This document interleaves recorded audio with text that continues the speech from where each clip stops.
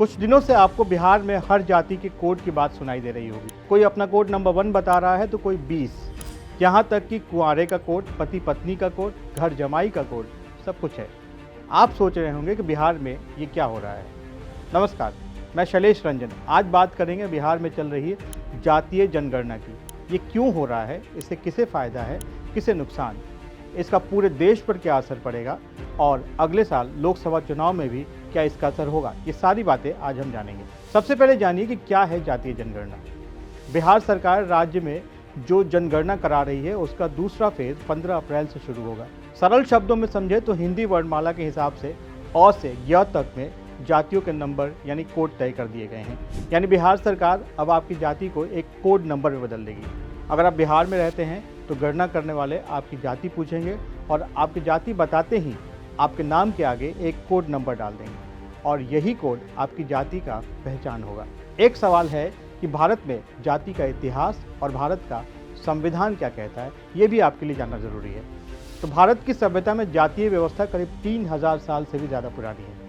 वैसे मान्यता ये भी है कि दुनिया का सृजन करने वाले देवता ब्रह्मदेव ने जब दुनिया बसाई उसी वक्त वर्ण व्यवस्था भी आई, जिसमें ब्राह्मण सबसे ऊपर, फिर क्षत्रिय, फिर वैश्य और शूद्र अस्तित्व में आए। व्यवस्था चलती रही। भारत जब आज़ाद हुआ तो जातीय आधार पर भेदभाव खत्म करने की कोशिश हुई। देश के संविधान में दबे कुचले लोगों को आरक्षण की व्यवस्था की गई, जो आज तक चल रही है। सुप्रीम कोर्ट ने इसकी ऊपरी सीमा को 50% निर्धारित किया हुआ है। हालांकि कई राज्यों ने 50% से ज़्यादा भी लोगों को आरक्षण दिया हुआ है। एक सवाल है कि किसको कितना आरक्षण मिला है आज की तारीख में। इसका जवाब है, भारत में साल 1931 के बाद कभी भी जाति के आधार पर जनगणना नहीं हुई है।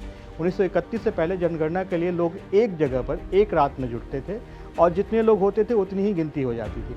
और फिलहाल ये जनगणना ऐप के जरिए हो रही है, यानी कि दुनिया कितनी बदली। अभी देश में अनुसूचित जाति के 15% लोग, अनुसूचित जनजाति को 7.5% और ओबीसी को 27% का आरक्षण दिया गया है। अब अगला सवाल है कि इसमें आगे क्या होगा, यानी व्हाट नेक्स्ट। पहला, बिहार में जाति के आधार पर जनगणना इस साल के आखिर में खत्म होने की बात कही जा रही है। ऐसा होने पर बिहार में यह पता चलेगा कि कितने लोग अपर कास्ट में हैं, कितने लोअर कास्ट में, और साथ में ओबीसी को लेकर भी एक नया आंकड़ा आ सकता है। बार बार ये सवाल खड़े होते हैं कि देश में ओबीसी की संख्या 52% से भी ज़्यादा है। दूसरा, इसी तरह बाकी जातियों का भी आंकड़ा ऊपर नीचे जाएगा और उसी आधार पर दोबारा आरक्षण घटाने और बढ़ाने की मांग भी होने लगेगी। नौकरियों में मिलने वाले आरक्षण में भी बदलाव की मांग होगी।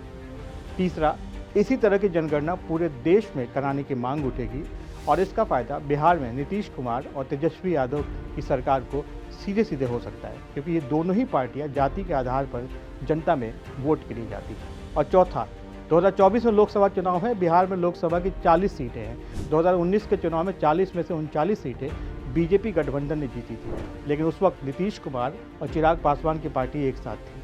अब तीनों अलग अलग हैं। हालांकि बीजेपी चिराग के साथ फिर से नज़दीकियां बढ़ा रही है। 2025 में विधानसभा चुनाव होगा और उसमें भी आरजेडी और जेडीयू इसे भुनाने की पूरी कोशिश करेंगे। वैसे राजनीति में कुछ भी हो सकता है। कब कौन किसका दोस्त बन जाए, किसके साथ मिल जाए, पता ही नहीं चलता। इसलिए पहले जातिगत जनगणना के फाइनल रिजल्ट का इंतजार कीजिए। फिलहाल के लिए इतना ही। अपना ख्याल रखिए। नमस्कार।